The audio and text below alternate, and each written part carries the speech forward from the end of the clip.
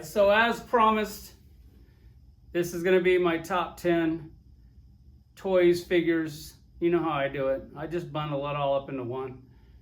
I don't want to slow fuck you guys with like 10 different variation videos. Just do it in one. Of 22. But before we get to that, I just want to say thank you guys so much for all the positive feedback and comments. I am starting to feel a little bit better. It's going to be an extremely long road before I get back to normal. He said about 6 months. I'm going to work. I just supervise at work. I don't really do much. Go there, walk around, make sure the guys are doing a good job. And when I get tired, I'll go sit in the break room, check emails, whatever. It's going pretty good. Every day it seems like I can do a little bit more. When I come home from work, I'm completely exhausted, take like a 2-hour nap. That's kind of normal. My body needs time to heal. And it's going really good. I did get a few shitty, negative comments, but some of those were even cool. Some of them were like, hey, you're kind of a dick. Maybe you had this coming. But either way, I wish you a speedy recovery. Hey, you know, think you're racist, but I wish you a speedy recovery. I mean, even some of the negative comments were good.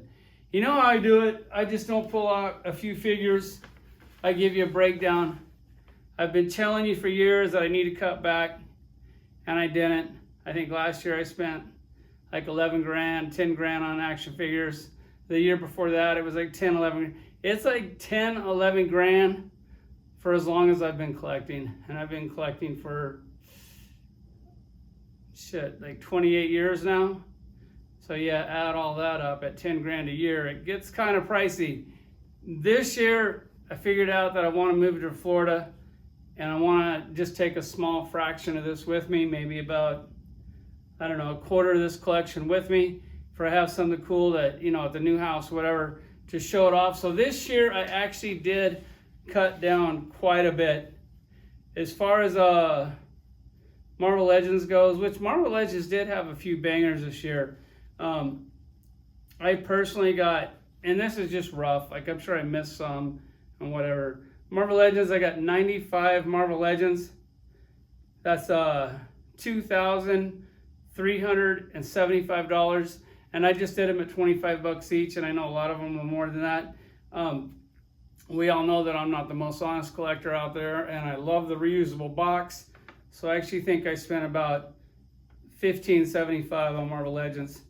As far as Star Wars goes, I did buy a few big items. I am getting a little burnout on Star Wars. I got 18 pieces from Star Wars at $7.65. Jurassic Park, I got 13 pieces. Those are all fairly affordable at $2.85.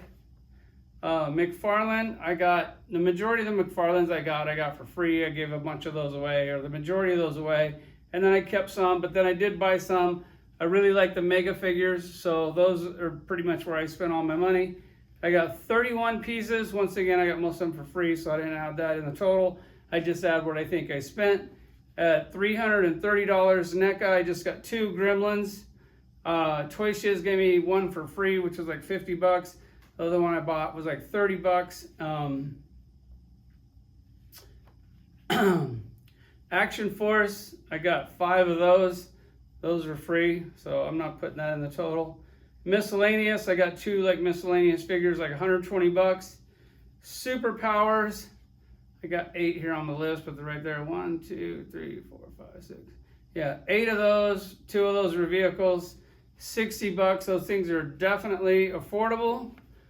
So the total that I spent last year, granted I've spent like around 10 grand every year forever, and I'm really proud of this number. $3,165. That's great. Now that's a hobby. When you spend that amount of money, that's like where you're not embarrassed to tell your friends. That's not like a brand new dirt bike every year. That's like an acceptable number. And at the same time, I've been selling selling off my collection, not all of it, probably not even half of it. So what I sold in the past 12 months, and I didn't really, I would, some days I'd go heavy, and then I'd take like months off at a time, many months off. Between Macari and just other sales, I sold $44,000 in about 8 months. So if you bought all this shit and you're sitting here going, what do I do with this shit? Keep it, man. It's all worth a little something. It's a pain in the ass to sell, but you'll get your money back. Let's go ahead and I was gonna do a top 10, and then I started adding up all the figures I like. It was like almost 30 figures, and I took it down. I got it down to 12. Granted, this is vehicles, ships, every name brand, everything. If you don't see it, it just didn't make it to the top 12. Let's check this shit out. All right, so we're not gonna do any of that honorable mention bullshit. We're just gonna jump right into it. I actually did the intro a few days ago, then I started to feel a little shitty, and then I had to stop, and it's been one day I feel decent, and then the next day I feel like shit. I don't know.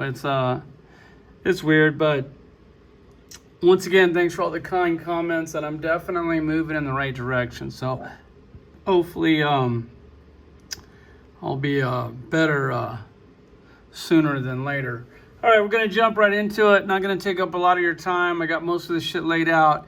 Just kind of do a kind of a ghetto video like the ones that I do most of the time. I do have some bigger figures. I'm not really feeling up to carrying them over here, so I'm just gonna have to take the camera over to those for when we get to the bigger characters. Once again, this is every brand, every vehicle, everything, just my top 12 toys for the year for 22. Starting off, number 12 is Where's Waldo? It's just an absolute super fun action figure. He's completely pinless. He's extremely overpriced. He's anywhere from like 60 to 80 bucks. I can't recommend that you get something when it costs that much, but he's the one action figure that if you take this thing, put him in your collection, whoever comes over, sees him in your collection, they're gonna go, oh shit, there's Waldo, and everybody's gonna have fun with it. That's why he had to be on the list. He's one of the funnest action figures that I have. So he's my number 12, and then I actually got them all set right here, so I'm not gonna like stop the camera, and then we're just gonna keep this party moving and try to get this shit done as quick as possible for you can get back to your day. The only reason why I'm doing the video today, it wasn't that I was feeling like super great. It's because a good friend of mine, Bobby Vallon, sent me the whole entire ladies set, and I am so excited to crack these things open and review them. And I already have this video on deck, so I got to get done with this one before I can get to these. So hopefully, depending on how I feel, hopefully I'll put this video up in like the next day or two. Little sneak peek. This is my favorite one in this set. I think she really turned out amazing for like the military chicks. I know I was hoping for a thong and pasties with maybe a couple big like machine guns. I didn't quite get that, but he did kill it with this set. Let's get back to the list.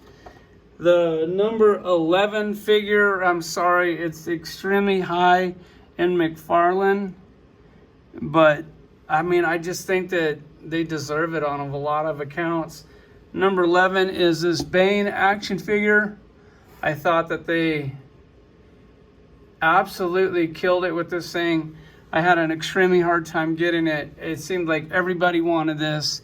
The only other Bane that I have in my DC collection, of course I got animated and stuff like that. I have the Scarecrow Bane, which I absolutely love that one to death. So as far as me shaving down my collection, this is like my go-to Bane. I think he's a little too big, even for the 7-inch, which is something that I never say, because I'm like, fuck it, bigger the better. It's like what your girlfriend always says, but she's not talking about you. She's talking about somebody else, which I'm right there with you guys. I mean, shit, since this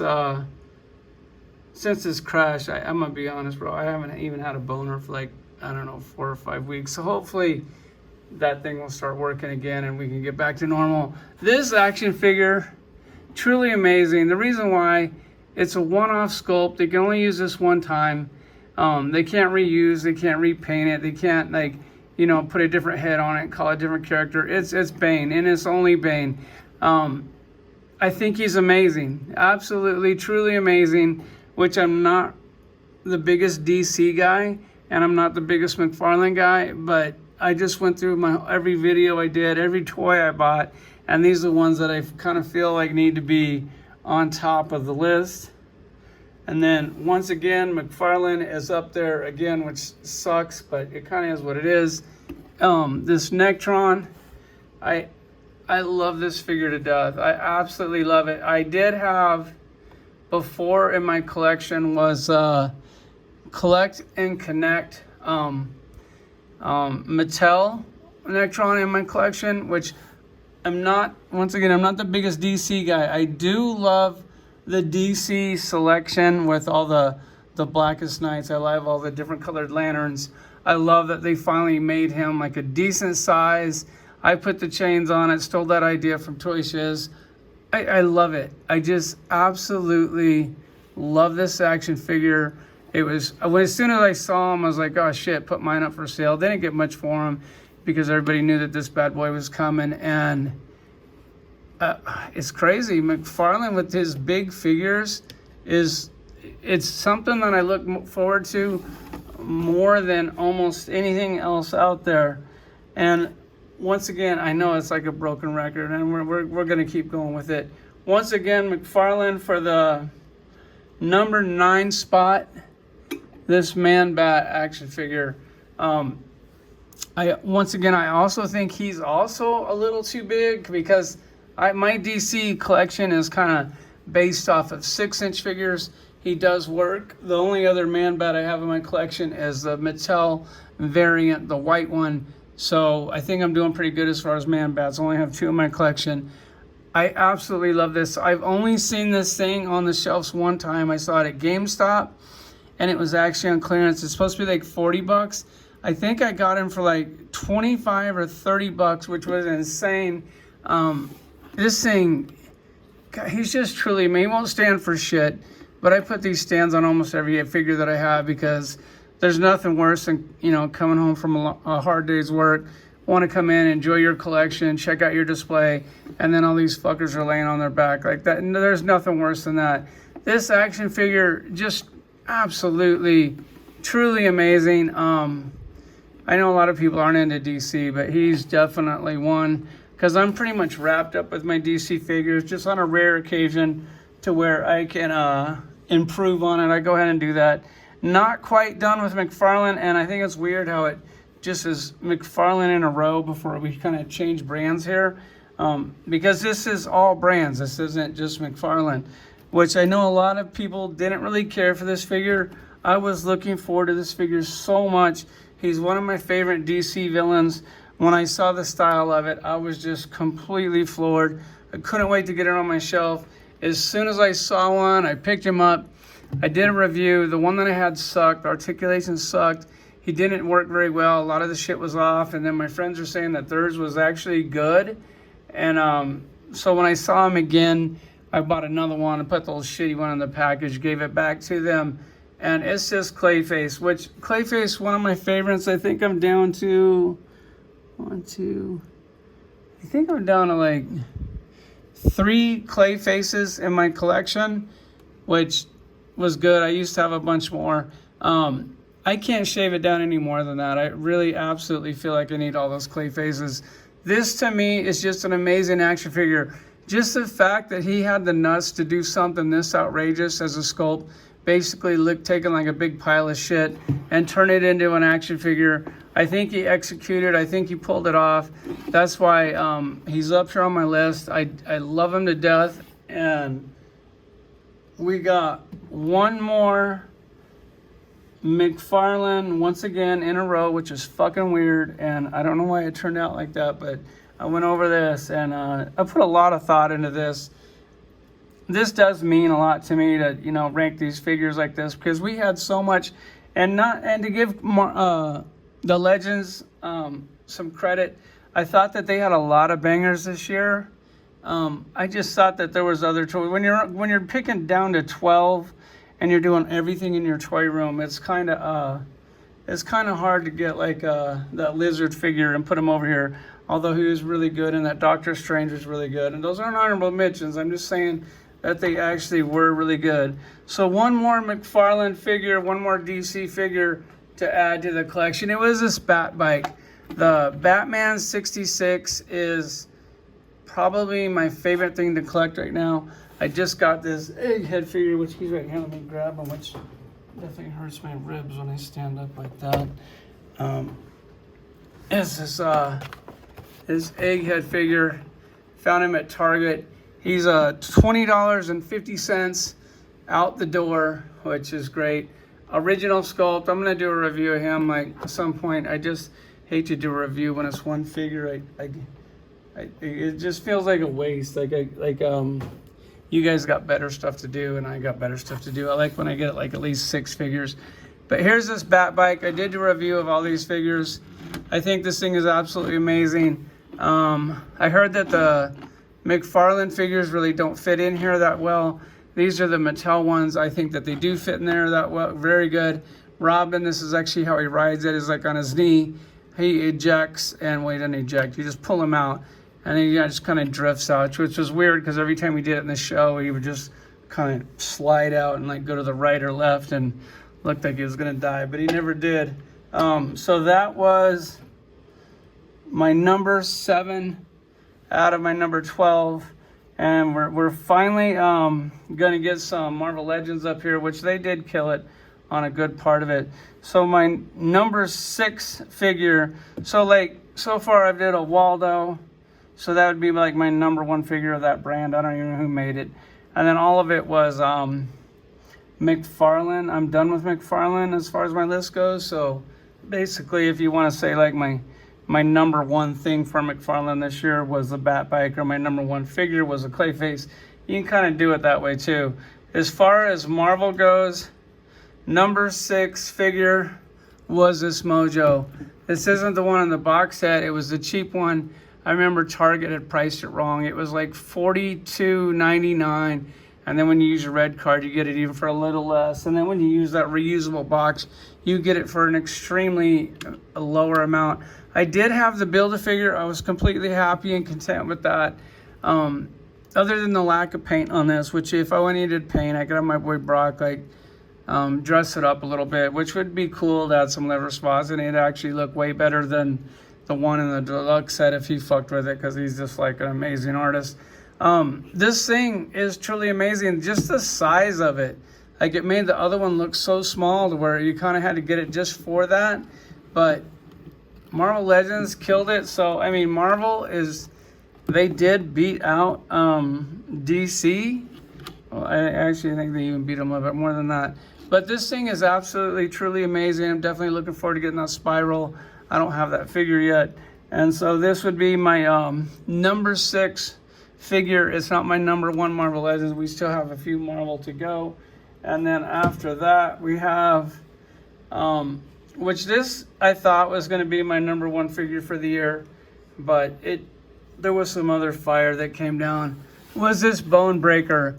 I remember like 5-10 years ago, I went to Comic-Con. I was fucking with Dwight like I normally do, which I think I'm going to chill out. I think after that wreck, I think it kind of changed me. I'm not saying I'm going to be a bitch or a pussy or anything, but I'm going to try to actually, maybe a little, not much, but try to be a nicer person.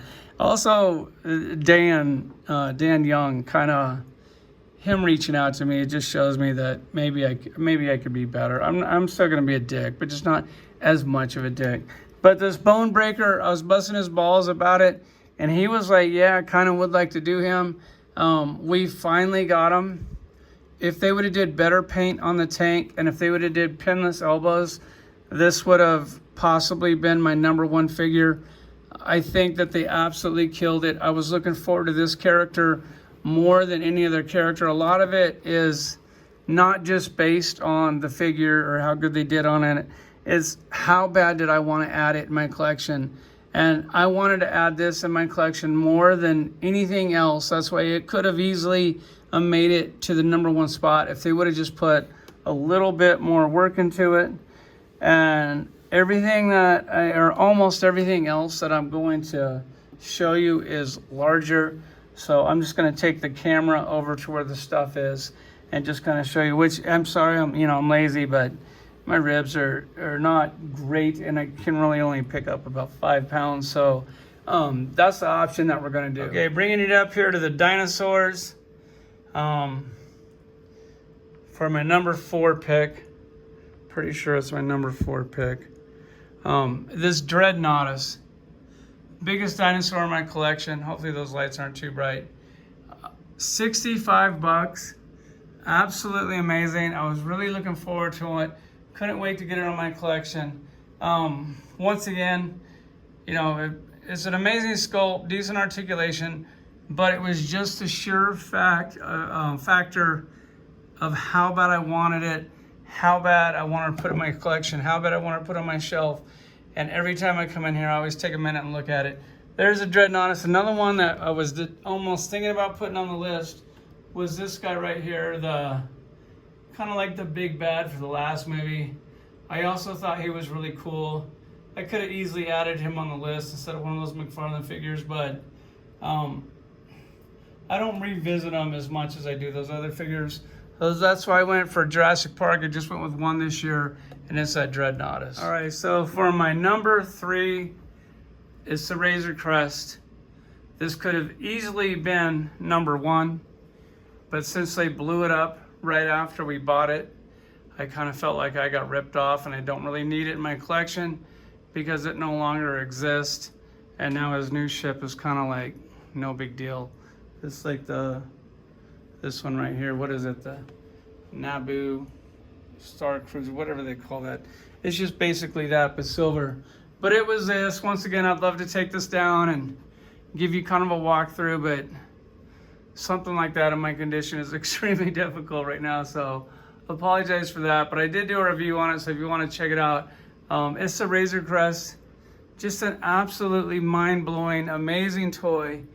I thought it was worth the money. It came with these exclusive figures, which I thought about selling, and it's just, at the time I wasn't really into selling, and it's hard to sell your shit when you're not ready to sell it.